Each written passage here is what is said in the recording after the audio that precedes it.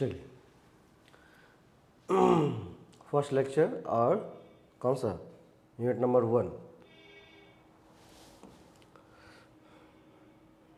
शुरू करने जा रहे हैं कॉमर्स के यूनिट नंबर 1 से।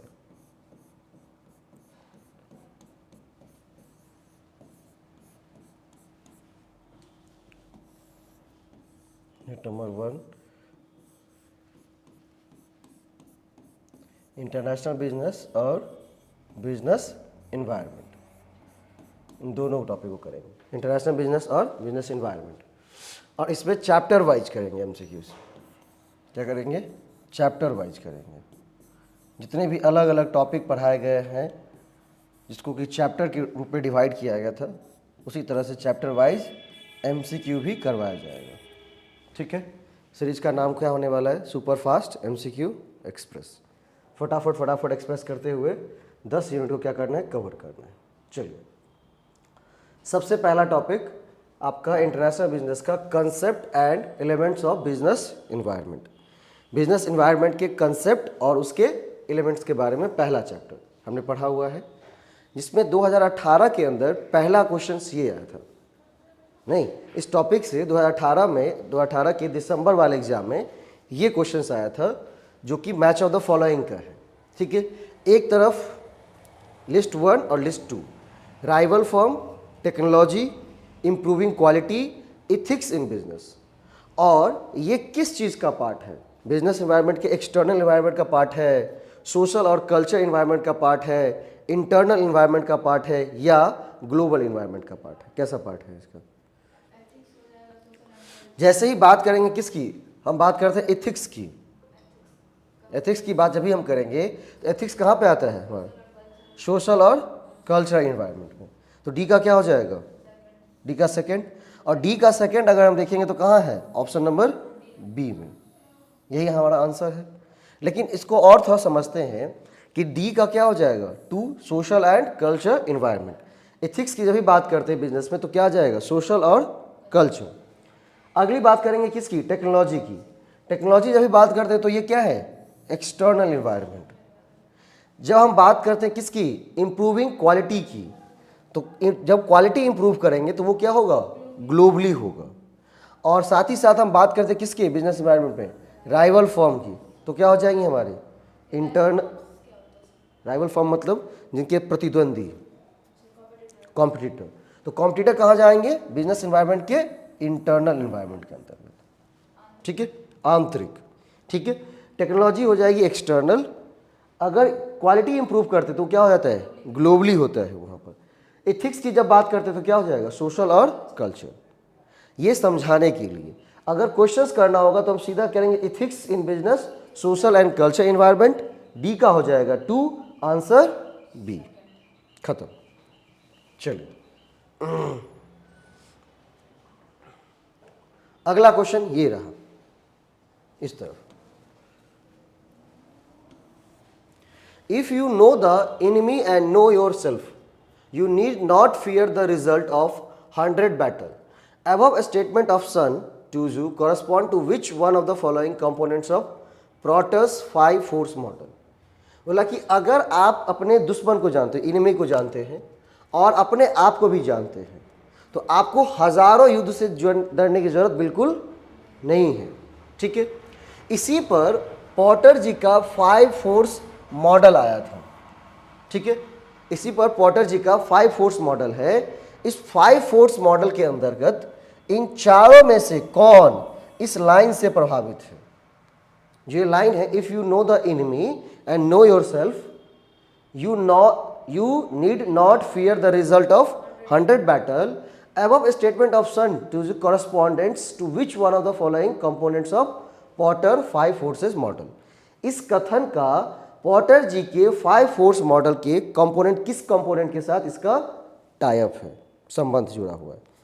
Threat of substitute, threat of competitor, bargain power of supplier, threat of new entrants. क्या हो जाएंगे वहां पर? हम किसकी बात कर रहे हैं कि अगर आप किसको जानते हैं? अपने इनमी को जानते हैं। किसको जानते हैं? इनमी को जानते हैं। और किसको जानते हैं? योरसेल्फ, अपने आप को जानते हैं। योरसेल्फ। तो आपको किसी भी युद्ध से डरने की जरूरत नहीं है। तो ये हो जाएगा किसका? Threat of competitor. आमने सामने वाले को क्या कर रहे हैं हम? डरा रहे हैं कि तुम भाई ज़्यादा उछलो मत, मैं भी तुम्हारे बारे में अच्छे तरह से जानता हूँ और तुम भी हमारे बारे में अच्छे तरह से जानते होगे या नहीं भी जानते होगे। ठीक है, तो इसको कहेंगे क्या? Threat of competitor. Threat of competitor. Clear? चलिए, बस अब जब ये क्वेश्चंस किया तो हमें क्या निकल के आया यहाँ पर कि पोर्टर जी का 5 फोर्स मॉडल आपको क्या करना है? पढ़ लेना है। पोर्टर 5 फोर्स मॉडल आपको पढ़ना है, जो कि हमारे नोट्स में है, आप वहां से देख लीजिएगा। पोर्टर 5 फोर्स मॉडल, ठीक है, नोट्स में दिए गए हैं, वहां से क्या करना है? कवर करना है, क्योंकि अगले बार हो सकता है कि पोर्टर जी के 5 फोर्स मॉडल से 5 फोर्स मॉडल से क्या करें? वो क्वेश्चंस को उठाए। तो ये कहीं ना कहीं पोर्टर जी का 5 फोर्स मॉडल हमारे लिए इंपॉर्टेंट है, क्योंकि 2022 के सितंबर 29 को जो पेपर हुआ है 2 सितंबर, वहाँ पूछा गया है। तो पोर्टर जी का 5 फोर्स मॉडल इंपॉर्टेंट है, इसको नोट कर लीजिए और नोट्स में से पढ़िएगा। Porter 5 force model. चलिए, according to Porter's diamond, which of one of the following is not a factor of national competitive advantage? है ना, एक डायमंड थ्योरी थी ना, जब हम क्या कर रहे थे? इंटरनेशनल बिजनेस से पढ़ रहे थे, तो एक डायमंड थ्योरी थी ना। डायमंड थ्योरी ने कहा कि कोई भी नेशन क्या कर सकता है? एडवांटेज पा सकता है। क्या कर सकता है? एडवांटेज पा सकता है। उस एडवांटेज को पाने के लिए कौन कौन से फैक्टर हैं ये बताया गया था। इसमें पूछा है कि नेशनल कॉम्पिटिटिव एडवांटेज का कौन सा इसमें से फैक्टर नहीं है। तो 3 ऐसे हैं जो कि क्या है? किसी भी नेशन को क्या कर सकता है? एडवांटेज दिला सकता है किसी दूसरे नेशन के कंपैरिजन में।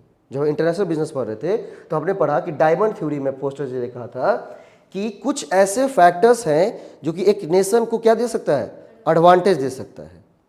इसमें क्या पूछ रहा है कि कौन सा ऐसा फैक्टर है जो कि एडवांटेज नहीं देगा? हाँ, मतलब फैक्टर नहीं है एडवांटेज का।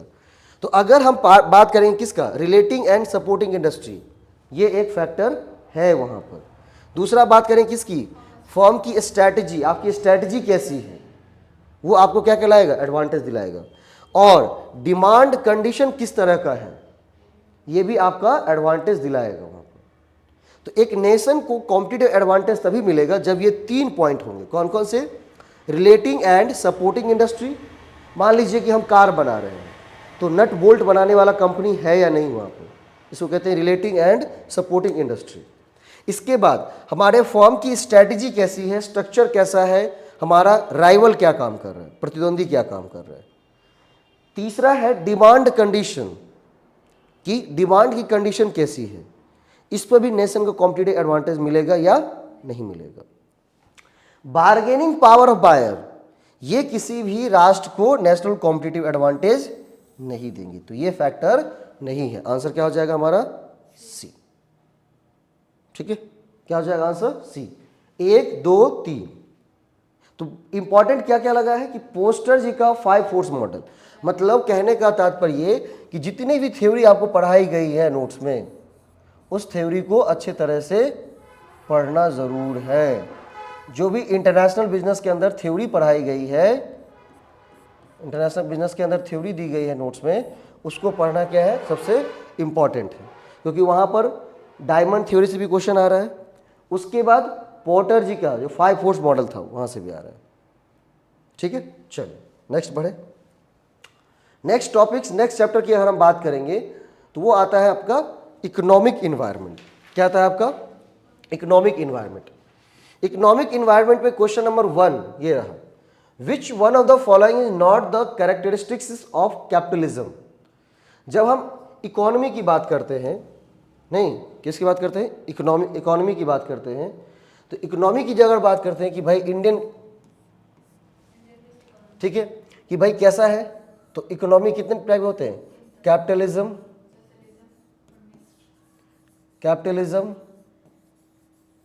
उसके बाद सोशलिज्म।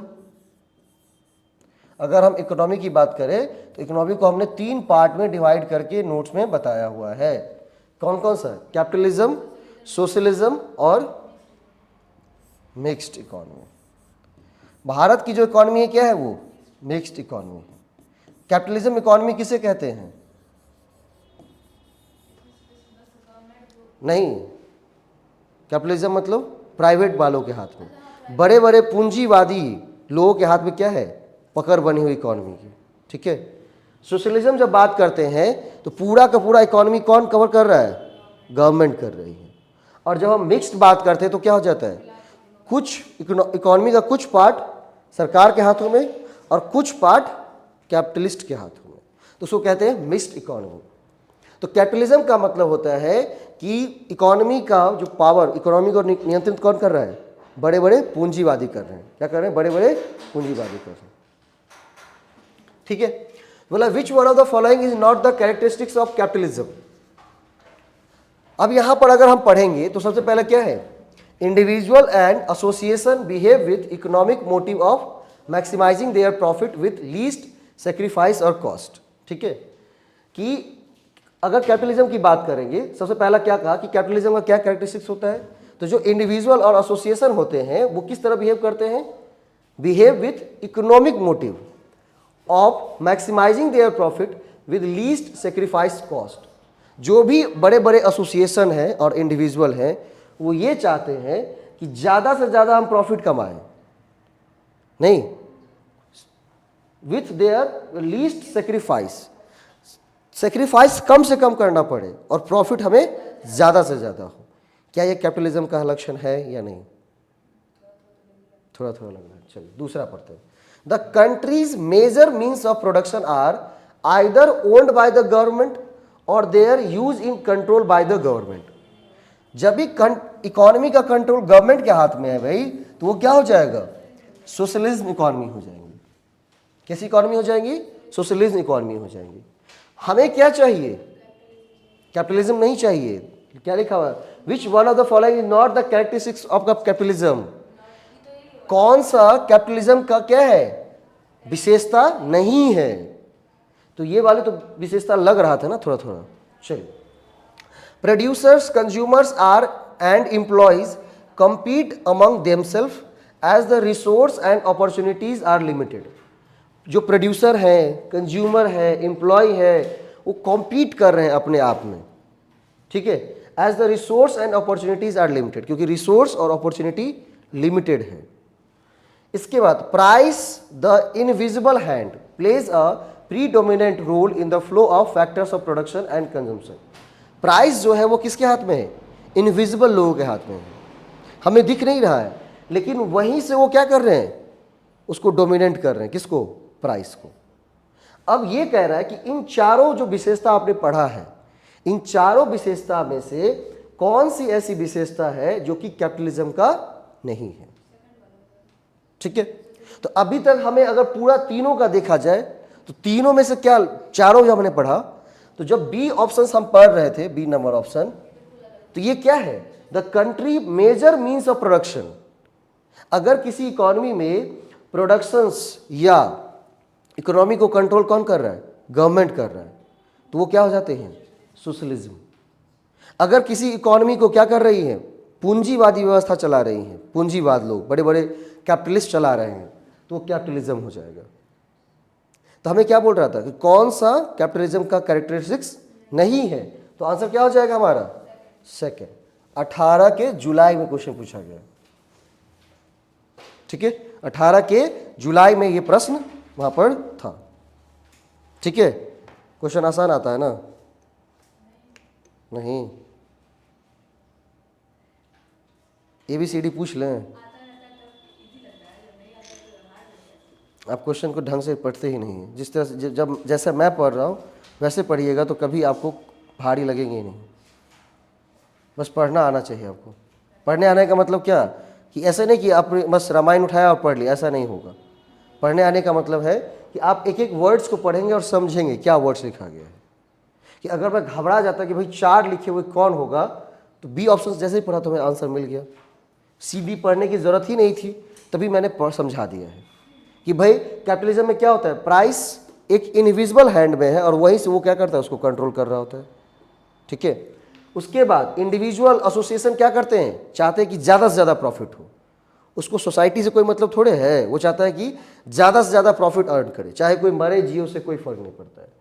इसके बाद जो प्रोड्यूसर्स हैं, कंज्यूमर्स हैं, एम्प्लॉयज़ हैं, वो क्या करते हैं, कॉम्पीट करते रहते हैं। जब भी कैपिटलिस्ट आ जाएगी, पूंजीवादी व्यवस्था आ जाएगी, तो क्या हो जाएगा, आप काम नहीं करेंगे, आपको हटा के दूसरे को ले लेगा, नहीं तो सब एक दूसरे में कॉम्पीट कर रहे होते हैं, क्योंकि रिसोर्स क्या है, अपॉर्चुनिटीज़ और रिसोर्स लिमिटेड हो जाती है वहाँ पर। नहीं, सोशलिज्म है तो क्या है, रिसोर्स काफ़ी वाइड है। लेकिन हमारे इंडिया में क्या चलती है, मिक्स्ड, सोशलिज्म भी चलता है और कैपिटलिज्म भी चलता है। कुछ चीज़ें गवर्नमेंट अपने हाथ में कंट्रोल में रखी हुई है और कुछ कैपिटलिस्ट चला रहे हैं। खुली ना किताब में होगा, वो किताब नहीं लाया मोटा वाला, हाँ सो निकालिए ना। चलिए अगला है, विच one of the following is not the silent feature of industrial policy development since 1991। 1991 की बात करते हैं तो क्या आई थी हमारी, इंडस्ट्रियल पॉलिसी आई थी। बोला इंडस्ट्रियल पॉलिसी का कौन सा साइलेंट फीचर नहीं है नहीं, कौन सा नहीं है, लिखा हुआ the scope of the private sector has been enormously expanded. Private sector को क्या किया गया, थोड़ा सा एक्सपेंड किया गया। नहीं, इसी को LPG पॉलिसी भी कहते थे, 1991 में ही आया था ना, लिबरलाइजेशन, प्राइवेटाइजेशन, ग्लोबलाइजेशन। उसके बाद बोला public sector has been withdrawing partially और fully from several of the enterprises by the divestment. The Indian industry is increasingly expose to foreign competition. जो इंडिया की इंडस्ट्री थी वो क्या कर रही है, अब फॉरेन कॉम्पिटिशन में क्या कर रही है, एक्सपोज कर रही है अपने आप को। क्योंकि LPG जब पॉलिसी आई थी 1991 में, जो कि आपने पढ़ाया हुआ है, तो LPG पॉलिसी ने क्या किया था, इंडिया की इकोनॉमी को खोला। क्योंकि इससे पहले इंडिया की इकोनॉमी क्या थी, क्लोज्ड इकोनॉमी थी। बाद में क्या हो गई, ओपन इकोनॉमी बन गई, लिबरलाइज किया गया, प्राइवेटाइज किया गया, ग्लोबलाइज किया गया। मान ली बाहर के लोग भी क्या कर सकते हैं, अब पैसा यहाँ लगा सकते हैं, हम भी जाकर के क्या कर सकते हैं, बाहर व्यापार कर सकते हैं। ठीक है, लिबरलाइज किया गया, क्या किया, फ्लेक्सिबिलिटी दी गई रूल्स में। क्योंकि रूल्स अगर फ्लेक्सिबल ना हो तो बिजनेस को क्या कर सकते हैं, एक्सपेंड नहीं किया जा सकता है। ठीक है, तो इसमें से बोला कि कौन सा साइलेंट फीचर नहीं है, किसका, इंडस्ट्रियल पॉलिसी का। तो पहला पढ़ा वो भी क्या है, फीचर है। दूसरा पढ़ा वो भी फीचर है। तीसरा पढ़ा वो भी फीचर है। अगली बात करें, मोनोपोली और dominant position for the public sector in most of the industries and control of the commanding Heights of economy by the public sector. क्या मोनोपोली कर ली गई थी भाई, जो मोनोपोली था उसी को तो तोड़ा गया था कि भाई मोनोपोली को हटाया जाए, नहीं प्राइवेट वाले लोगों को बुलाया जाए, फॉरेन से बुलाया जाए, फॉरेन वालों को बुलाया जाए और क्या किया जाए उनसे, ताकि हम भी वहां पर कॉम्पीट कर सकते हैं। नहीं, चलिए आंसर क्या हो जाएगा फिर, 4D। आंसर क्या हो जाएगा, ऑप्शन नंबर D, उसका साइलेंट फीचर नहीं है। क्लियर, एक एक बात क्लियर हो रही है ना।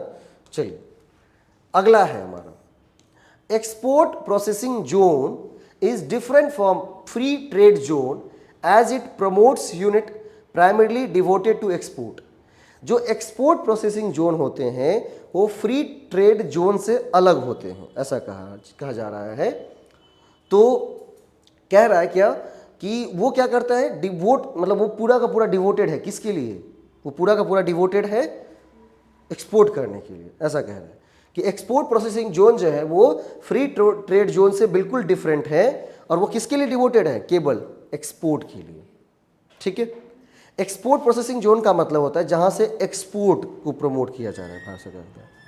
फ्री ट्रेड जोन का मतलब होता है वहां पर कि भाई आप फ्री में ट्रेड कर सकते हैं, आपको कोई टैक्सेस, कोई भी शुल्क नहीं लिया जाएगा। फ्री ट्रेड जोन, टैक्स नहीं लिए जाएंगे। उसके बाद है, तो क्या हो जाएगा, पहला सही है ना। अगला है, goods imported to free trade zone may be re exported without any processing in the same form, but goods exported by units in an EPZ are expected to have undergone some value addition by manufacturing और processing. कहा कि देखिए ध्यान सुनिए questions को, goods imported to a free trade zone, अगर कोई goods import किया जा रहा है कहां पर, फ्री ट्रेड जोन के अंदर, मे बी री एक्सपोर्टेड, हो सकता है कि उसको री एक्सपोर्ट किया जाए without any processing in the same form. मान लीजिए कहीं से हमने इंपोर्ट किया है, क्या किया, कहीं से हमने क्या किया, इंपोर्ट किया है ना, मैंने बताया था 2-3 तरह का होता है ना, इंपोर्ट, एक्सपोर्ट और इंटरपोर्ट। कोई सामान हमें चाहिए तो हमने क्या कर लिया, मंगवा लिया, इंपोर्ट। कोई सामान दूसरे को चाहिए तो हमने क्या किया, बेचा, एक्सपोर्ट। और एक क्या होता है, एंट्रीपोर्ट। एंट्रीपोर्ट का मतलब क्या होता है, एंट्रीपोर्ट का मतलब कि भाई हमें जरूरत नहीं है, हमने मंगवाया और दूसरे को भेजा, एंट्रीपोर्ट। तो बोला कि अगर कोई गुड्स इंपोर्ट कर रहे हैं हम to a free trade zone, कहाँ पर, फ्री ट्रेड जोन में वो क्या कर रहे हैं, गुड्स इंपोर्ट कर रहे हैं, अगर उसको री एक्सपोर्ट करना है, फिर से दूसरी जगह भेजना है, री एक्सपोर्ट करना है, तो हो सकता है कि उसमें हम क्या करें, कोई भी प्रोसेस ना करें, उसको जैसा फॉर्म में आया था उसी फॉर्म में उसको हम क्या करें, भेज दें। ऐसा कहा जा रहा है कि ऐसा हो सकता है। But goods exported by units in an EPZ are expected to have undergone some value addition by manufacturing processing. लेकिन अगर कोई क्या कहा, हाँ, अगर कोई गुड्स एक्सपोर्ट किया जा रहा है किसके द्वारा, EPZ के द्वारा, तो पहले क्या किया जाएगा, उस पर वैल्यू एडिशन किया जाएगा। वैल्यू एडिशन का मतलब उस पर प्रोसेस किया जाएगा, है ना। जैसे मान लीजिए चावल आया, तो चावल पर प्रोसेस क्या करता है, पॉलिश चाहता है ना, तो वो क्या है, प्रोसेस। अब वही चावल क्या हो गया, महंगा हो गया, बिकॉज क्यों, उस पर पॉलिश आ गई है, नहीं, उस पर प्रोसेस कर दिए गए। तो बोला कि उस पर निश्चित रूप से मैन्युफैक्चरिंग के द्वारा या प्रोसेसिंग के द्वारा उसमें वैल्यू एडिशन किया जाएगा और फिर उसको री एक्सपोर्ट किया जाएगा। दोनों के दोनों सही हैं। अब दोनों के दोनों सही है तो यहां पर फंस जाता है ए और बी ऑप्शंस के अंदर, आप फंस जाते हैं कि आंसर ए होगा या बी होगा।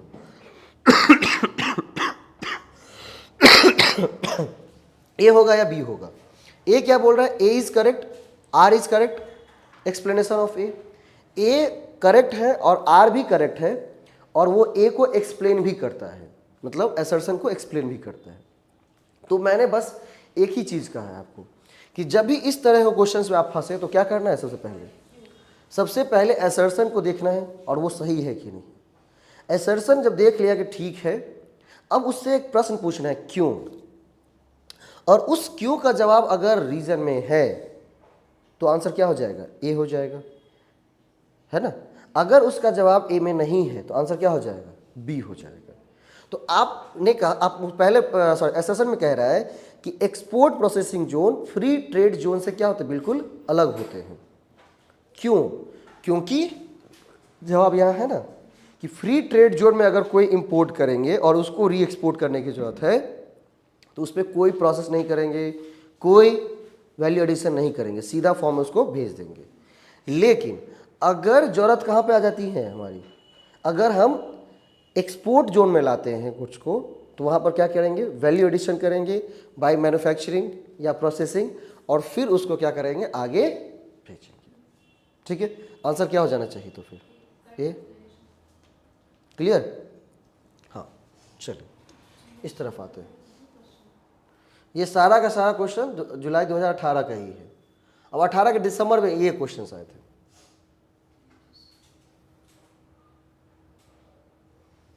The industrial policy 1956 has been promoted by which combination of the following development? 1956 के अंदर जो इंडस्ट्रियल पॉलिसी आई थी उसने किस चीज़ों को क्या किया था, प्रमोट किया था, prompted by which combination of following development? Adoption of Constitution of India, क्या उसने Constitution of India को अडॉप्ट किया था, हैं भाई, adoption of constitution of India, constitution of India को अडॉप्ट किया था क्या भाई, क्या बात करते हैं, उसको तो अडॉप्ट कर लिया था कब, 1950 में ही, नहीं तो क्या हो जाएगा, ए जहाँ जहाँ ऑप्शन है वहाँ वो क्या करेंगे, काट देंगे। अब क्या बचेगा, बी डी और बी सी डी, दोनों में कॉमन क्या है, बी डी कॉमन है दोनों में। तो अब सी को देखना है कि सी होगा या नहीं होगा। सी को देखते हैं, क्या लिखा है, acceleration of economic growth and industrialisation. भाई इंडस्ट्रियल पॉलिसी प्रॉम्प्ट प्रॉम्प्टेड किस चीज़ों को, acceleration of economic growth, economic growth को क्या करना है, बढ़ाना है, साथ ही साथ क्या करना है, इंडस्ट्रियलाइजेशन लाना है। तो आंसर क्या हो जाएगा हमारा, बी सी डी। तो इसमें केवल क्या पढ़ना पड़ा हमें, केवल ऑप्शन नंबर सी पढ़ना पड़ा है, बाकी को पढ़ने की ज़रूरत नहीं है, क्योंकि ए हमने देखा गलत है, काट दीजिए। अब बच क्या गया है, बी सी डी और बी डी।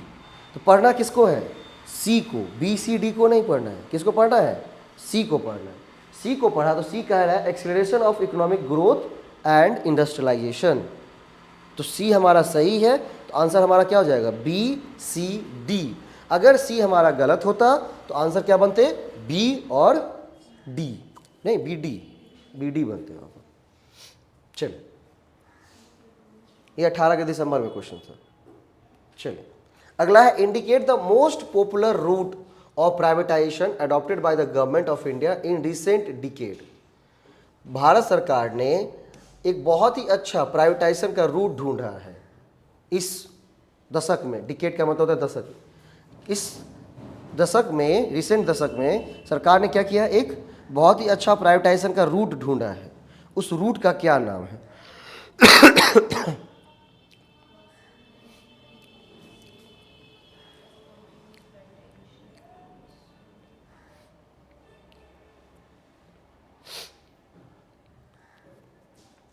अब ये सारे क्या है, प्राइवेटाइजेशन के रूट हैं, ठीक है। अगर हम उस दिन एक बार हम रेलवे को पढ़ा रहे थे, आपको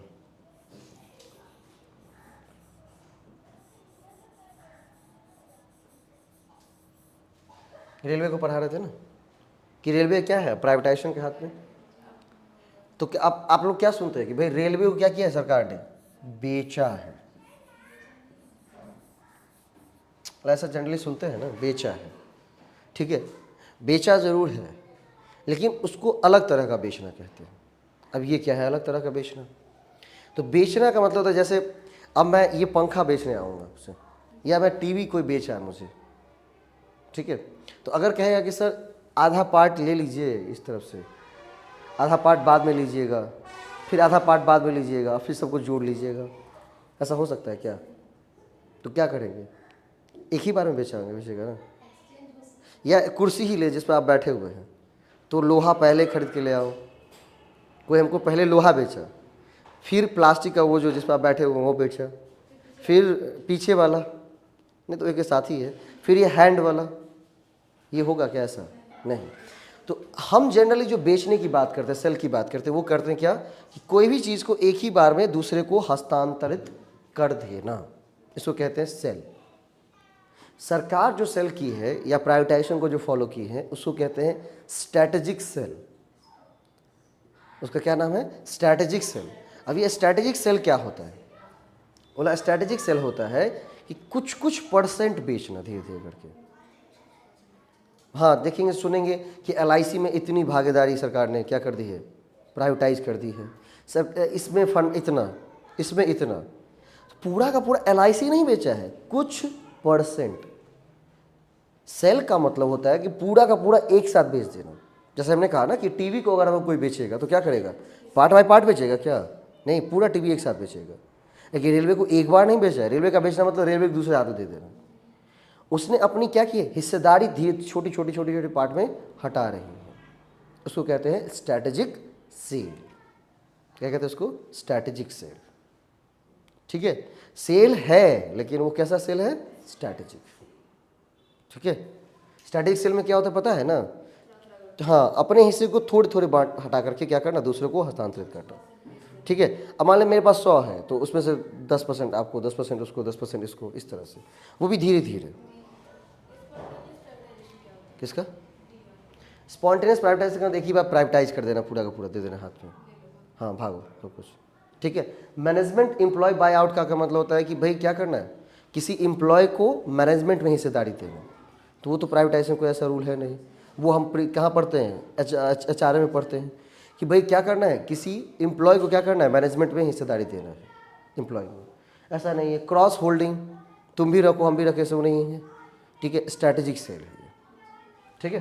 चल, बेचना है लेकिन अलग तरह का बेचना है, थोड़ा थोड़ा करके।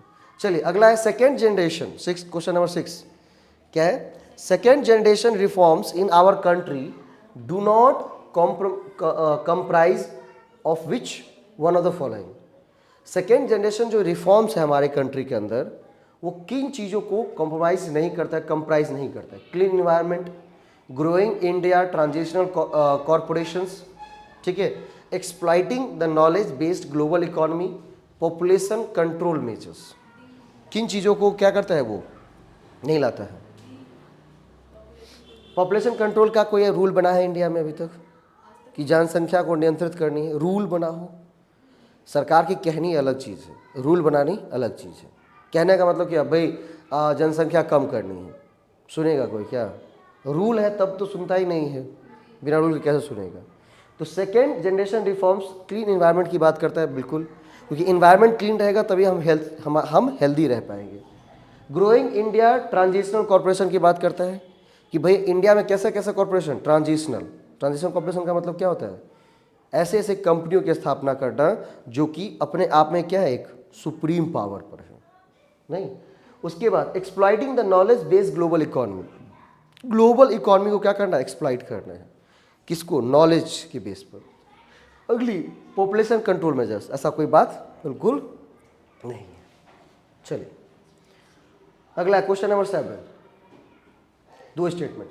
विच one of the following statement is are true from the following two statement regarding infrastructural service in the country. Country की जो इंफ्रास्ट्रक्चरल सर्विसेज है इसके बारे में आपसे दो स्टेटमेंट दिया गया है और बोला गया है कि इसमें से कौन सही है कौन गलत है। पहला कह रहा है most infrastructure services are provided by public monopolies which generally suffer with severe problem like lack of accountability, low productivity, poor financial performance and over employment. कह रहा है कि बहुत सारे ऐसे इंफ्रास्ट्रक्चर सर्विसेज हैं जो कि पब्लिक मोनोपोली के अंदर है। पब्लिक मोनोपोली का मतलब गवर्नमेंट के, ठीक है, जो कि बहुत ही ज़्यादा सफ़र कर रही है। सफ़र करने का मतलब जूझ रही है, ठीक है, किस चीज़ से? लैक ऑफ अकाउंटेबिलिटी, कोई अपनी दायित्वों को समझता ही नहीं वहाँ पर, है ना। जैसे हम बात करते किसका, पावर होल्डिंग कंपनी, जैसे अभी बिहार सरकार बिजली किसके हाथ में थी? BSNL, कितनी जूझ रही है। वहीं पर जियो कहाँ पर है? तो अकाउंटेबिलिटी का अभाव है, लो प्रोडक्टिविटी लो है वहाँ पर। हमारे पास क्या है? Poor financial performance. Financial performance भी क्या उसका? पुअर है, बहुत ही कमज़ोर है। और ओवर एम्प्लॉयमेंट है। नहीं, सरकारी जगह देखेंगे ओवर एम्प्लॉयमेंट है। जहाँ एक ही आदमी काम कर सकते, वहाँ पर क्या है? 10-10 लोग लगाए गए हैं, है ना।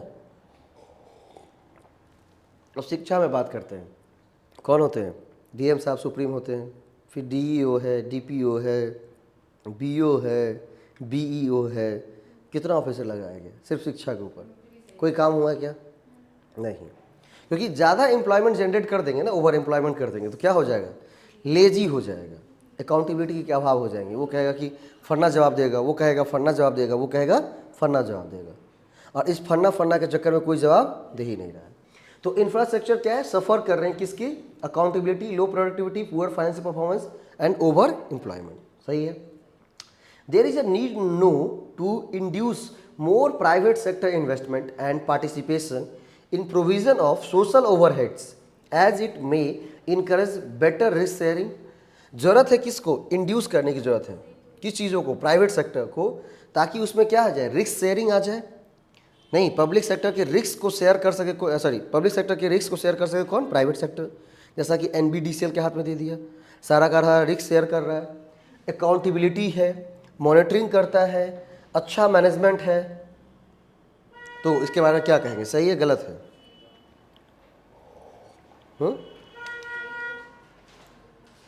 आंसर क्या हो जाएगा?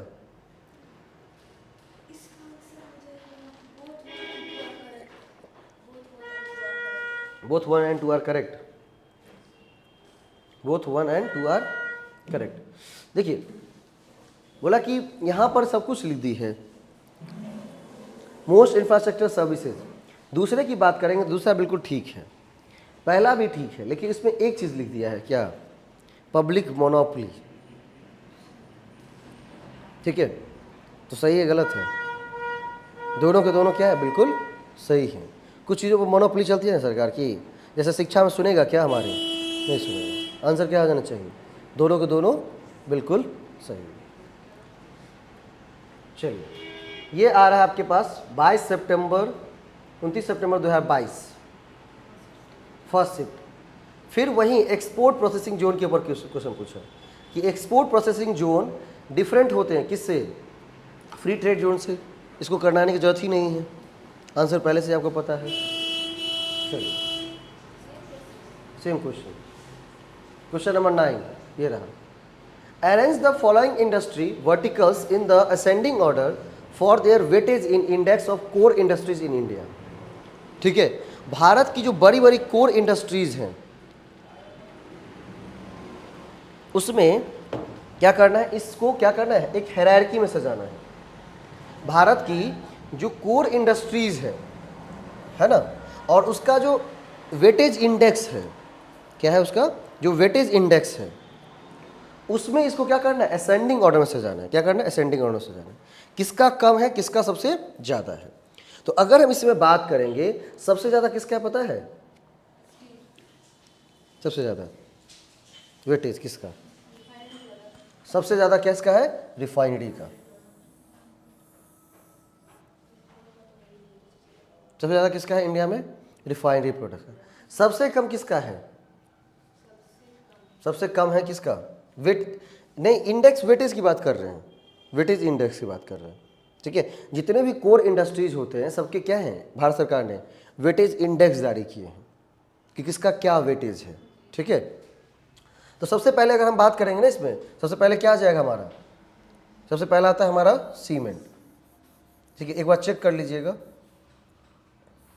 ठीक है, सभी इंडस्ट्री का वेटेज इंडेक्स, नहीं तो मैं ग्रुप पे शेयर कर दूंगा। ठीक है, वहाँ से देख लीजिएगा। सीमेंट, उसके बाद क्या आएगा? कोल, उसके बाद सीमेंट। ठीक है, इसके बाद क्या है हमारा? इलेक्ट्रिसिटी, इसके बाद स्टील, ये इलेक्ट्रिसिटी ना, इलेक्ट्रिसिटी पहले होगा, और लास्ट में क्या हो जाएंगे हमारे? RT, refinery products, RP. ठीक है, इसको मैं ग्रुप में भेज दूंगा, उसको एक बार देख लीजिएगा, क्योंकि हो सकता है अगली बार मैच ऑफ द फॉलोइंग में पूछ दे कहीं क्वेश्चन कि इस तरफ इंडस्ट्रीज का नाम लिख दे और उस तरफ उसका वेटेज इंडेक्स लिख दे और बोला कि इसको मैच करिए, है ना। तो मैच करने के लिए क्या कर जाएगा, पहले इंडेक्स याद रहेंगे तभी ना। ठीक है, तो क्या क्या चीज़ निकल के आई है अभी तक, कौन कौन सी चीज़ें अच्छे से पढ़नी है इंपॉर्टेंट में? हाँ, पॉटर्स 5 फोर्स मॉडल पहला, कितना, कौन सा?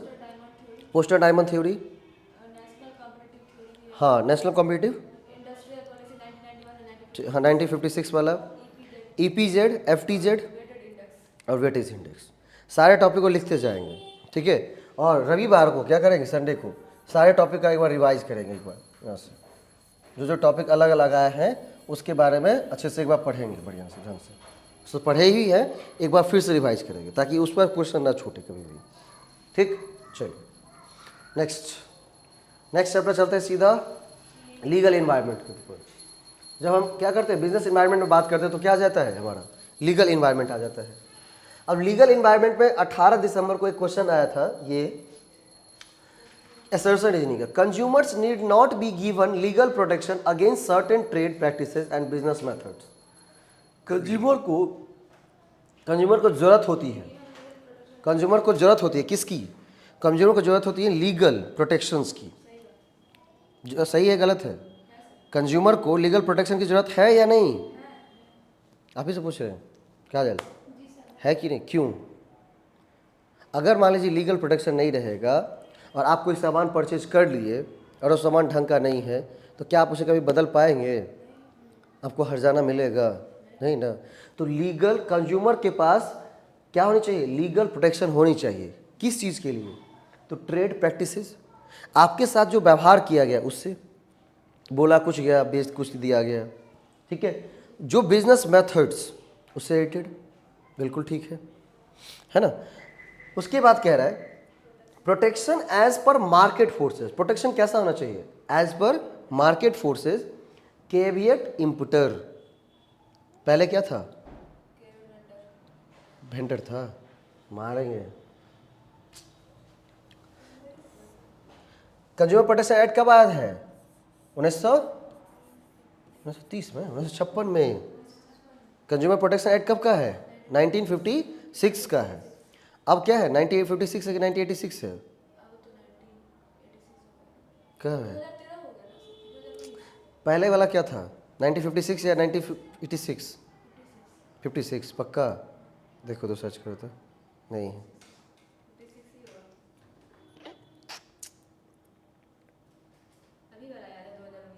2019 वाला तो सबको याद होगा वो तो। कंज्यूमर प्रोटेक्शन एक्ट कब का है?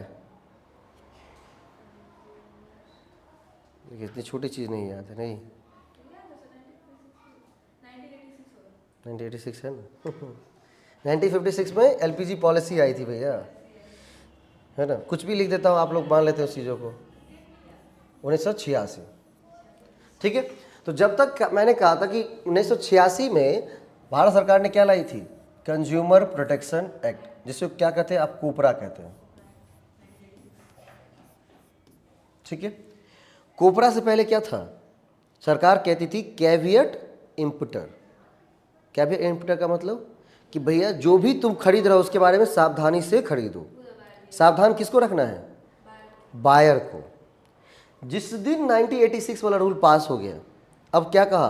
कैविएट वेंडर, नोट्स में लिखा हुआ है, ठीक है।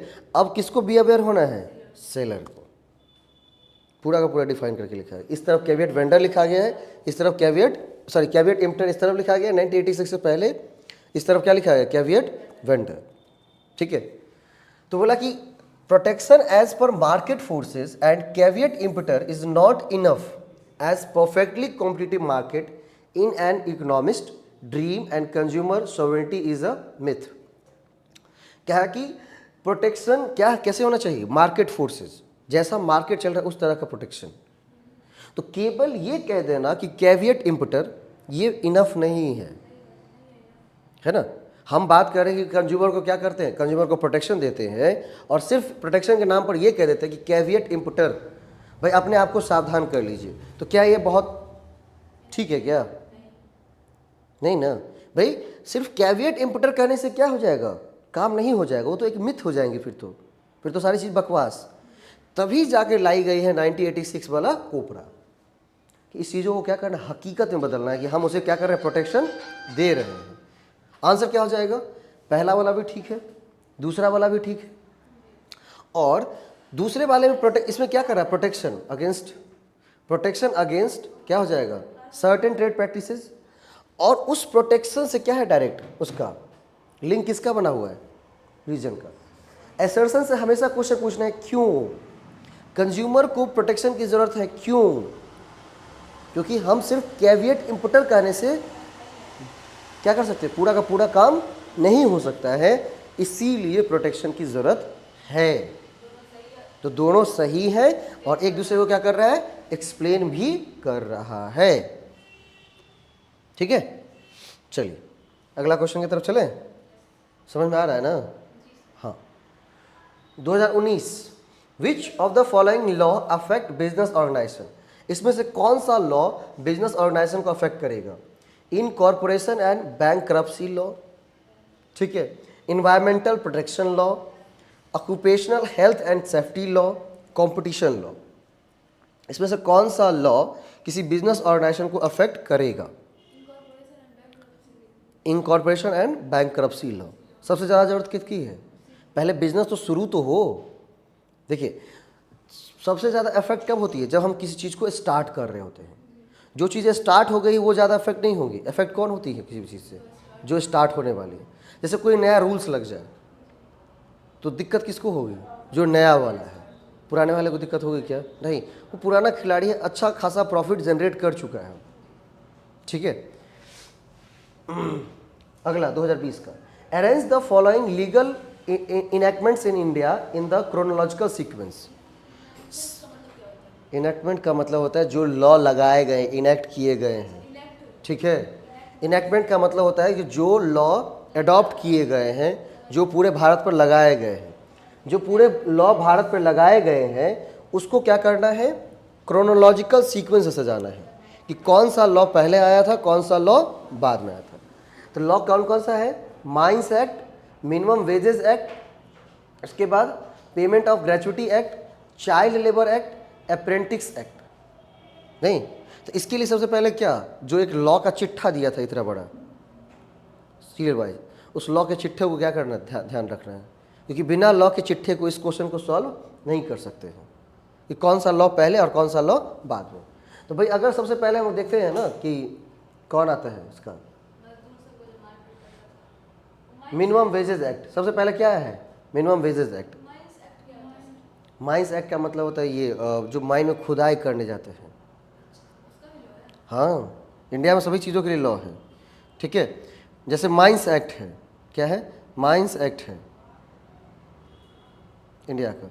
माइंस एक्ट आया था कब, 1952 में। माइंस एक्ट कब आया था, 1952 में, 1952 में, लिख लेंगे। उसके बाद है कौन सा, minimum wages act.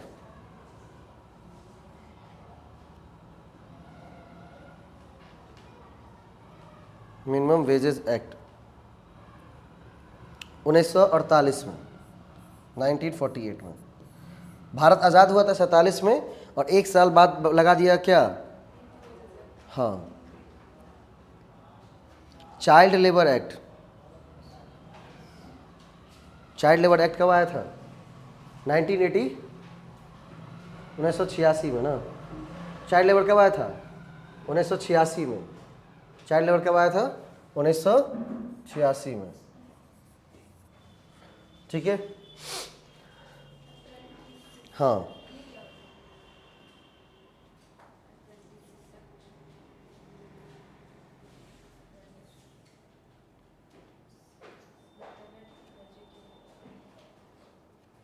Apprentice act ना, इसका पेमेंट ऑफ तो ग्रेचुइटी तो ये तो इसका है, कौन सा, पेमेंट ऑफ ग्रेचुइटी 1972, 1972, ठीक है। इसके बाद अप्रेंटिसेस एक्ट,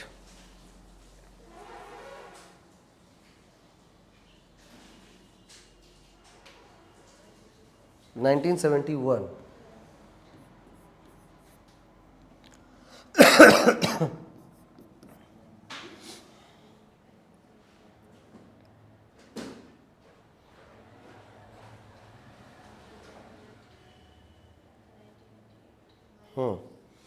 लिख लिया सबका,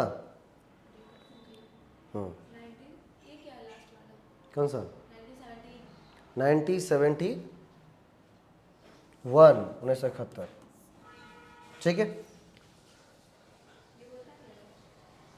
बताएंगे हम, अभी सिर्फ लॉ पढ़ लो। माइंस एक्ट कब का, 1930, 1952। मिनिमम वेज एक्ट कब आया था इंडिया में, 1948, आज़ादी के एक साल बाद। तो सबसे पहले क्या हो जाएगा यहाँ पर, बी हो जाएगा। बी सबसे पहला किस में है, ए और बी में। उसके बाद क्या है, उसके बाद कौन सा आएगा, 1948 के बाद 1952 कौन सा एक्ट, ए, माइंस एक्ट। तो बी के बाद क्या होना चाहिए, ए। बी के बाद अगर ए होगा तो आंसर क्या हो जाएगा, बी। लेकिन उसके बाद क्या होना चाहिए, अप्रेंटिस एक्ट कब आया था, 1971। फिर 1972 में कौन, ग्रेचुइटी एक्ट। और 1986 में कौन, चाइल्ड लेबर एक्ट, ठीक है। और भी अलग अलग एक्ट है, बोनस एक्ट है, हाँ जी, बोनस एक्ट है। क्या है, क्या है, बोनस एक्ट है, लिख लीजिए, बोनस एक्ट, बोनस एक्ट लिख लीजिए, जब पढ़ रहे हैं तो लिख लीजिए, कहीं पूछ दिया।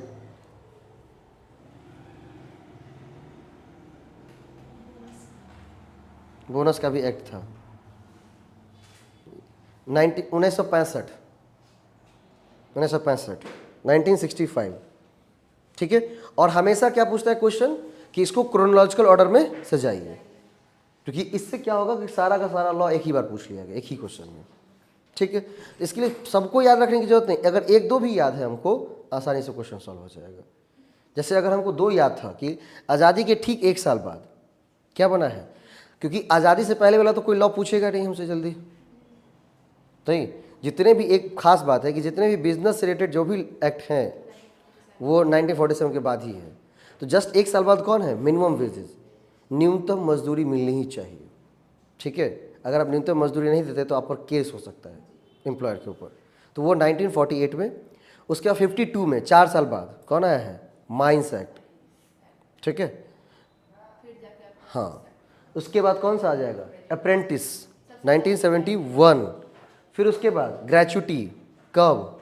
1972। और 1986 में 2 लॉ आए थे, चाइल्ड लेबर को रोकना और कंज्यूमर को प्रोटेक्शन देना। चाइल्ड लेबर और प्रोटेक्शन दोनों कब आए थे? 1986 में। आंसर हो जाएगा BAECD। सारा का सारा लॉ का मैंने ईयर लिखवा दिया है, ठीक है, याद रखिएगा। क्योंकि हो सकते हैं कि वो मैच ऑफ द फॉलोइंग में क्वेश्चन पूछे, आप हो क्या सकते हैं, पूछे गए 5वां नंबर क्वेश्चन में। Which of the following policy has lost its sheen consequent to implementation of GST law in India? इसमें से कौन सी पॉलिसी ने क्या किया है? जब से GST लॉ आ गया है तब से अपने अस्तित्व को क्या कर दिया? थोड़ा सा कम कर दिया, बताया था मैंने, ठीक है। कैसे? Monetary policy, GST law. सरकार कितनी तरह की पॉलिसी निकालती है? सब मैया को दे दिए जा करके। एक मॉनेटरी पॉलिसी, फिजिकल पॉलिसी और foreign policy, foreign trade policy, ठीक है। फॉरेन ट्रेड पॉलिसी, 3 तरह की पॉलिसी भारत सरकार क्या करती है? जारी करती है। कौन कौन सी? Monetary policy, physical policy and trade policy. तो GST फिजिकल पॉलिसी क्या है? जो कि बजट जिसको हम कहते हैं, क्या कहते हैं इसको? बजट, ठीक है। तो टैक्स की जो चर्चा है वो किस में आती है? बजट में आती है ना, ठीक है। टैक्स की जो चर्चा है वो कहाँ पे आती है? बजट में आती है। और पहले क्या था? टैक्स में ही सारी चीज़ों को इन्वॉल्व। अब क्या कर दिया? GST एक अलग तरह का अपना एक, उसका अपना एक अलग सीन बन गया है। और जब से अलग सीन बना है किसका? GST का, तब से फिजिकल पॉलिसी क्या हो गई? थोड़ी सी सिमट गई है अपने आप में, नहीं, क्योंकि उसका अपना एक अलग सब कुछ फंडा है, इसका फंडा बिल्कुल क्या है? अपना अलग है। तो वो क्या है? थोड़ा सा सिमट गया है अभी। कौन? फिजिकल पॉलिसी, ना कि मॉनेटरी पॉलिसी। फिजिकल पॉलिसी को कौन जारी करती है? गवर्नमेंट जारी करती है। फाइनेंस, फाइनेंस मिनिस्ट्री, इसको आप बजट कहते हैं। मॉनेटरी पॉलिसी को कौन जारी करती है? RBI। कितने दिनों बाद जारी होती है? क्वार्टरली जारी होती है। क्या करती है? क्वार्टरली जारी होती है। और फिजिकल पॉलिसी क्या? साल में एक बार। बजट हर एक बार बनता है, साल में एक बार बनता है। हाँ, चलिए अगला है, ये आ गया किसका? Physical policy. Question number 5, match the list with list 2। List 1 में एक्ट का नाम दिया गया है, लिस्ट 2 में क्या दिया है? उसका ईयर दिया है। क्वेश्चन इस तरह से ही आएंगे, या तो क्रोनोलॉजिकल ऑर्डर में या तो मैच करने में। Insurance act, life insurance corporation act, sorry corporation act, motor vehicle act, marine insurance act. LIC कब आया था? 1956 में, 56 पक्का।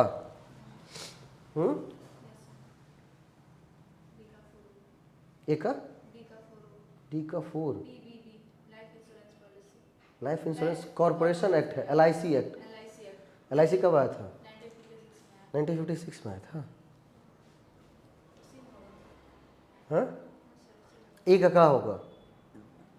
ए का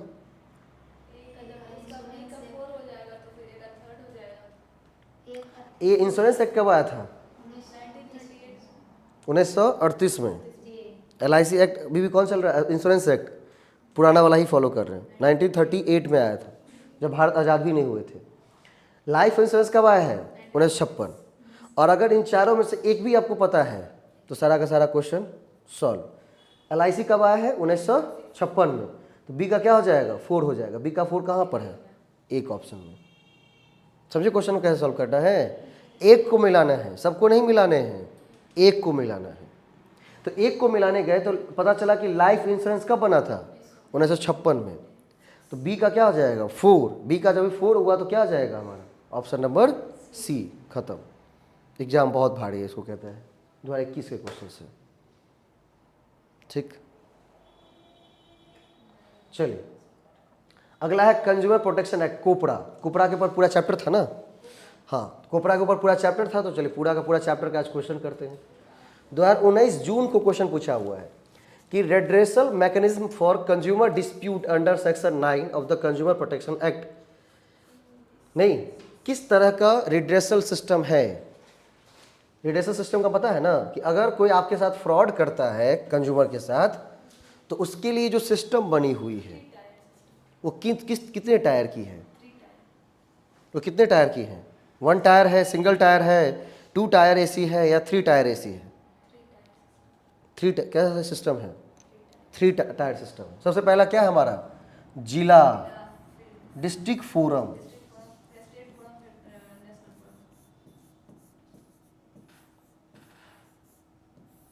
सबसे पहला क्या है, जिला फोरम। अगर कोई आपके साथ फ्रॉड करता है तो सबसे पहले ये देखा जाता है कि अमाउंट कितना, उस अमाउंट के बेस पर क्या किया गया है, 3 टायर सिस्टम बनाए गए। पहले आप जिला फोरम में क्या करेंगे, कंप्लेन करेंगे, ठीक है। और मान लीजिए कि जो अमाउंट दिया गया है, जिला फोरम में कितना अमाउंट है,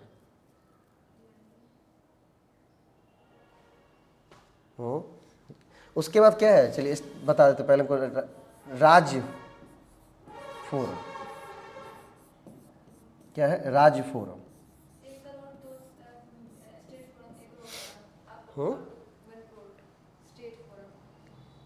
स्टेट फोरम का 1 करोड़ से ज़्यादा है। और इसका क्या है, एक जिला हो गया, राज्य हो गया, एक क्या हो गया, नेशनल फोरम, राष्ट्रीय फोरम।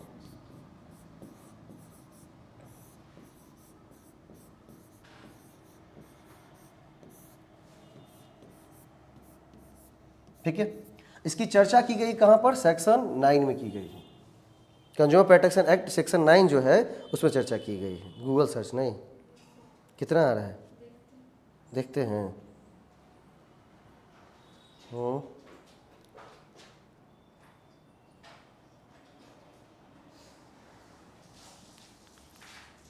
देखिए देखिए जल्दी जल्दी देखिए।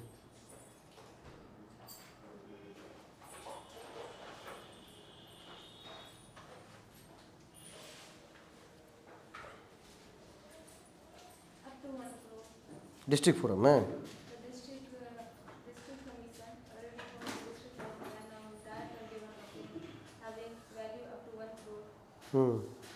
एक करोड़ तक डिस्ट्रिक्ट फोरम में। हाँ ये रिवाइज वाला है, 2019 में जो रिवाइज हुआ है वो वाला। 1986 में पहले क्या था, कम था।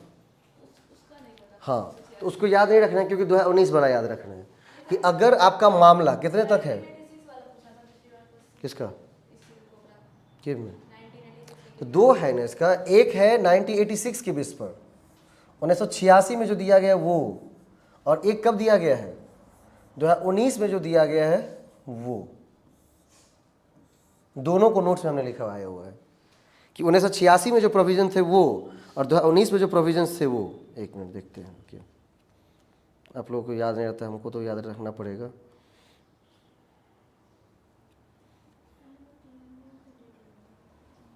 क्या हो गया,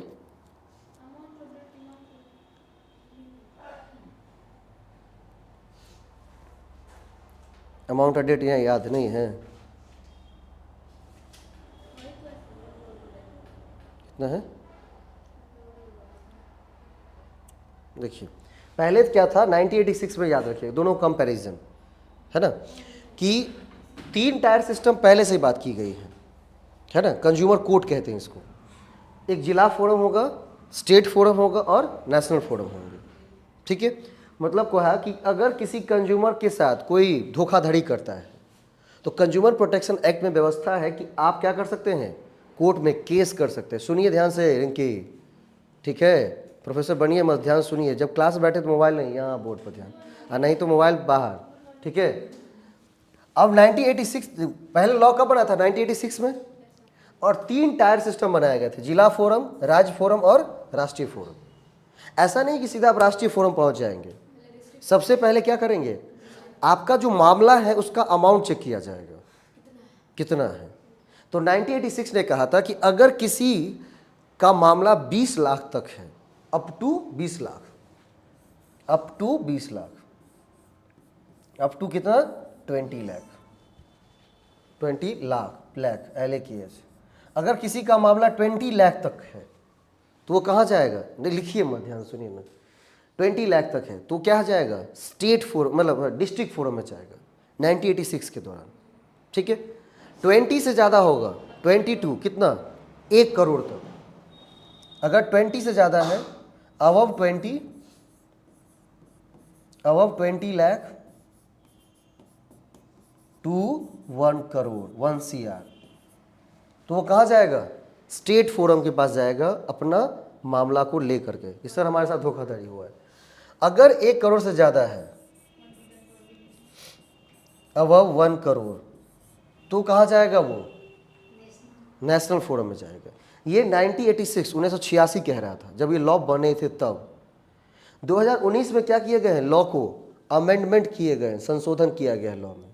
क्या किया गया है, संशोधन किया गया है। ये हमारे यूनिट नंबर 10 का भी पार्ट है, नहीं क्या है, यूनिट नंबर 10 का भी एक पार्ट है भाई, इनकम टैक्स नहीं, वो पेपर 1 की बात कर रहा हूँ, लोक प्रशासन। अब क्या हो गया 2019 में, अब कहा कि अगर ये 20 लाख का अमाउंट चेंज हो, क्या हो गया है, अप टू 1 करोड़। ये 20 लाख चेंज होकर क्या हो गया है, इसमें 1 करोड़ तक पहुंच गया है। अगर 1 करोड़ तक का मामला है तो कहाँ पर, डिस्ट्रिक्ट फोरम में। 1 से लेकर 10 करोड़ तक है तो कहाँ पर, स्टेट फोरम में। 1 CR टू 10 CR और अबव 10 CR। अगर 10 CR से किसी ज़्यादा है, अच्छा 1 करोड़ से ज़्यादा, ये कैसे पता चलेगा 1 करोड़ से ज़्यादा है कि 1 करोड़ से कम है, कैसे पता चलेगा कि आपको कहाँ जाना है, कहाँ पर, 1 CR से ज़्यादा है या कम है कैसे पता चलेगा, आप कहाँ जाएंगे, सबसे पहले डिस्ट्रिक्ट फोरम जाएंगे, स्टेट फोरम जाएंगे या नेशनल फोरम जाएंगे, कैसे,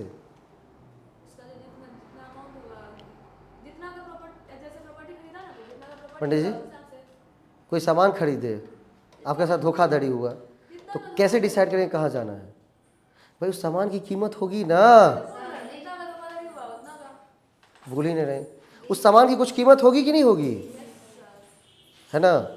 तो जो सामान की कीमत होगी वही क्या हो जाएगा, उस पूरे मामले का कीमत हो जाएगा। अगर किसी ने क्या की है, 10 लाख की गाड़ी ली है, गाड़ी में जो परफॉर्मेंस बताया गया वो परफॉर्मेंस नहीं दे रहा है, तो आप क्या कर सकते हैं, उपभोक्ता फोरम में केस कर सकते हैं। तो कीमत देखेंगे ना कहाँ तक है, गाड़ी की कीमत अगर 10 लाख है तो कहाँ जाएंगे, कहाँ जाएंगे, जिला फोरम डिस्ट्रिक्ट फोरम जाएंगे। अगर गाड़ी की कीमत कितनी है, कौन सी गाड़ी है, कोई BMW है बढ़िया सीरीज या क्या है ऑडी है, तो कहाँ जाएंगे, स्टेट फोरम, क्योंकि वो 1 करोड़ से ज़्यादा होगा। अगर 10 CR से ज़्यादा है, कौन भाई, रोल्स रॉय है, तो भाई कहाँ जाएंगे, नेशनल फोरम। तो मामले के हिसाब पर जाना होगा पहले, ठीक है।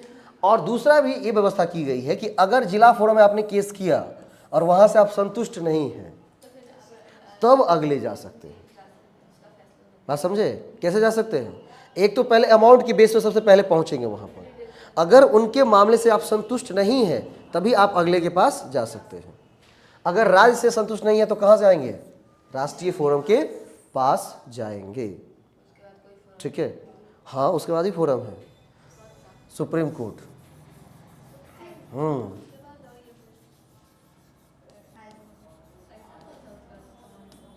अगर यहाँ से संतुष्ट नहीं होते हैं नेशनल फोरम से तो कहाँ जा सकते हैं, सुप्रीम कोर्ट। तो ऐसा हो ही नहीं सकता कोई ऐसा मामला हो, ठीक है, जो कि सुप्रीम कोर्ट डिसाइड ना करती हो, ठीक है।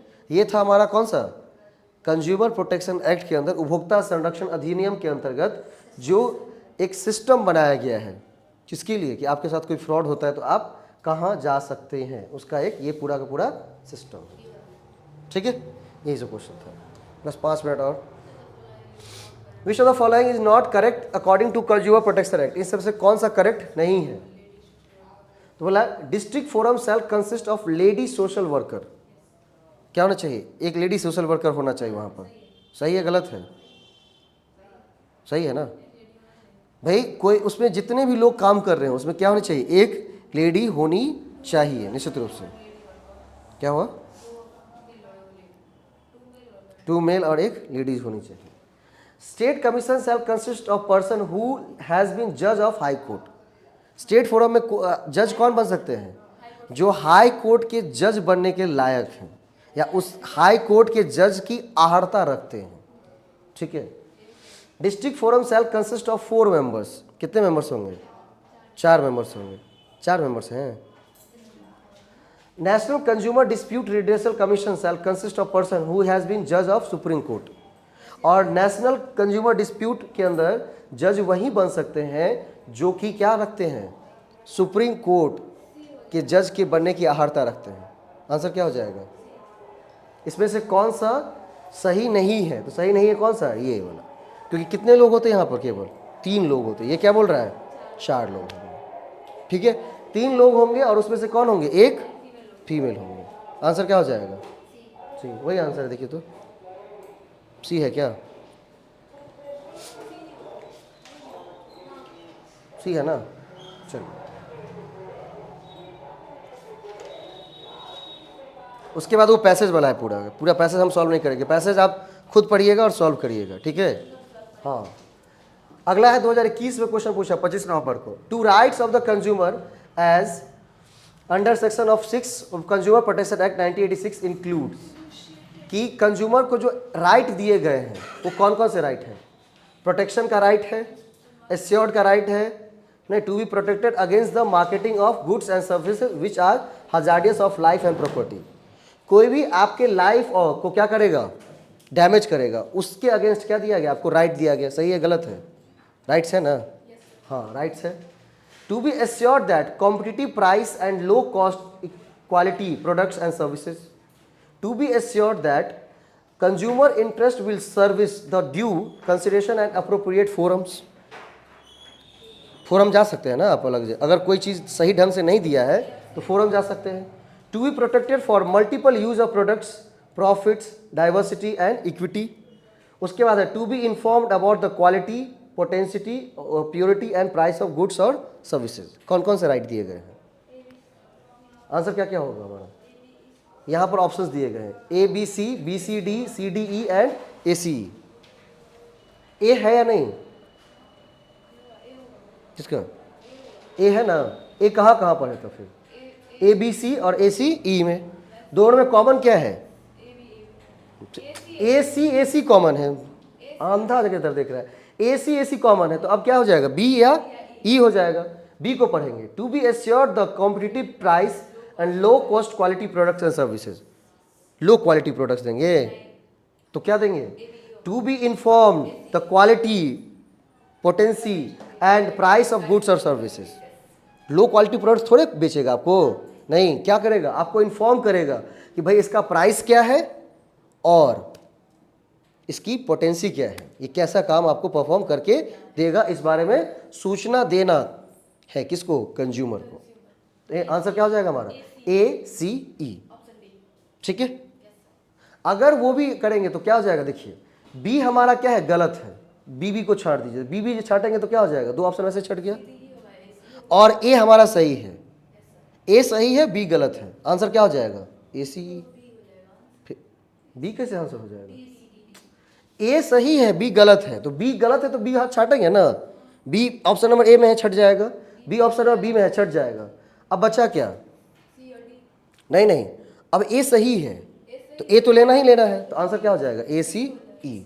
इस तरह से क्वेश्चंस करते हैं, फटाफट क्वेश्चन बनेगा। ज़्यादा पढ़ने की जरूरत नहीं है। ठीक है, पढ़ने की ज़्यादा जरूरत नहीं है। चलिए, अब क्वेश्चन नंबर लास्ट, ये 2023 का है।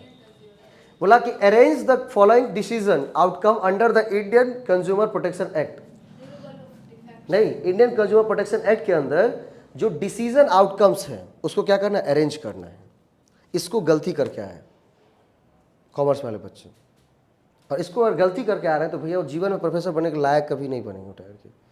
क्योंकि आज हम सब सामान खरीद रहे हैं और सामान को कैसे खरीदना है ना, उसको पता ही नहीं है ढंग से, है ना। चलिए सॉल्व करना शुरू करिए। सबसे पहले सामान अगर खरीदते हैं और सामान में कोई खराबी है तो सबसे पहले क्या किया जाएगा? आप फ्लिपकार्ट से कोई सामान खरीदे, आपको पसंद नहीं, तो सबसे पहले क्या करते हैं? रिटर्न करते हैं। इलेक्ट्रॉनिक गुड्स है तो रिटर्न कर देंगे। सबसे पहले क्या ऑप्शन मिलता है? जैसे ही आप वहां पर डालते रिटर्न का, सबसे पहले क्या करता है? रिप्लेस। सबसे पहले क्या आता है? क्या आता है? अरे जोरी है, पढ़ लो भैया, ठीक है। क्या आ जाता है? रिप्लेस। रिप्लेस का मतलब क्या होता है? तो क्या क्यों ले जाइए?